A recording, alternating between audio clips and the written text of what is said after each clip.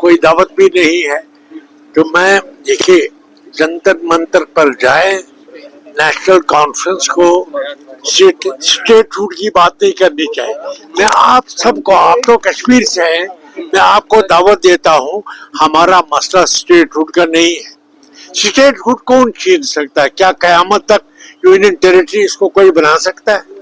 वजीर आजम हो या वजीर दाखिला हो, कोई जम्मू कश्मीर रियासत को यूनियन टेरिटरी नहीं बना सकता। ये टेम्परेरी चीज है। हमारा असल मसला अंदरूनी दाखिली खुद मुख्तारी है और जम्मू कश्मीर के लोगों को 370 की बहाली के लिए लड़ना चाहिए। कभी कभी आपस में ये बात करते हैं बुन्ना दिन की, ये गलत लफ्ज है नौजवानों के लिए। हमारी जो नौजवान नस्ल है उनको दिमाग में ये होना चाहिए कि हमने मुस्लिम अक्सरियत की रियासत ने हिंदुस्तान के साथ शिरकत की जिसमें हिंदू लोगों की अक्सरियत थी। तो भी शेख साहब ने मुनासिब समझा कि इस हिंदुस्तान में उस वक्त 8 करोड़ मुसलमान थे, अब तो 23-24 करोड़ मुसलमान हैं। इसलिए हमने ठीक फैसला किया हिंदुस्तान में रहे, लेकिन अपनी शर्त पर हमको दाखिली खुद मुख्तारी जो है जरूर रेस्टोर होनी चाहिए। मुस्तफा कमाल साहब जो थे ये शराफत के पुतले और बहुत ही नरम गुफ्तार, और मैं क्या बताऊं, मैंने ये देखा है कि वो फारूक साहब को बाप की जगह देखते थे।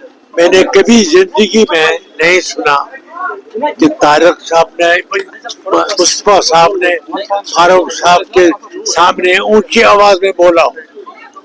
हालांकि उम्र की तफावत इतनी नहीं थी, मगर मैंने हमेशा देखा कि मुस्तफा कमाल साहब फारूक साहब को बाप की जगह देखते थे। तो और ये मुजस्समा शराफत था। संगमरग में इन्होंने रिवाज रखा था कि पैसा नहीं ले लेंगे लेकिन हमने लोगों को इलाज करेंगे, और इन्होंने संगमरग के लोगों की बड़ी खदमत की। बहुत नरम मिजाज, कभी मैंने नहीं देखा कि मुस्तफा साहब ने गुस्सा किया। और ये शरीफ नफ्स आदमी और आला कैरेक्टर का मालिक था। रिश्वत का सवाल नहीं, पैसे भी नहीं लिए इलाज करते थे, और उन्होंने अपने शराफत का सिक्का बिछाया था और अमन व अमान से सारी जिंदगी मुस्तफा साहब ने अमन व अमान से जिंदगी गुजारी। कभी कोई टिप नहीं हुआ, ये भी देखता हूँ। और फारूक साहब की बड़ी कदर की, जैसे बड़े भाई का होता है, बाप की जगह देखा उसको। और इनसे कम उम्र जो थे उनके साथ प्यार से मिलते थे। मैंने देखा कि खालिदा जी के साथ, सुरैया जी के साथ इनके मरासिम कितने अच्छे और खुशगवार थे।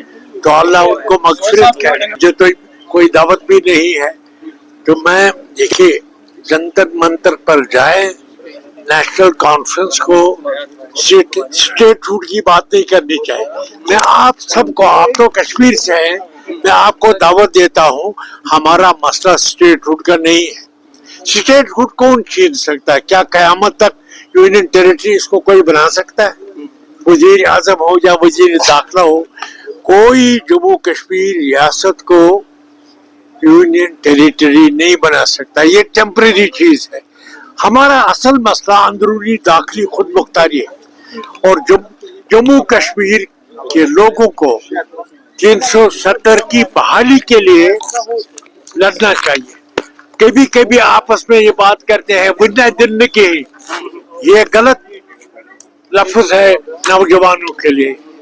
हमारी जो नौजवान नस्ल है उनको दिमाग में ये होना चाहिए कि हमने मुस्लिम अक्सरियत की रियासत ने हिंदुस्तान के साथ शिरकत की जिसमें हिंदू लोगों की अक्सरियत थी।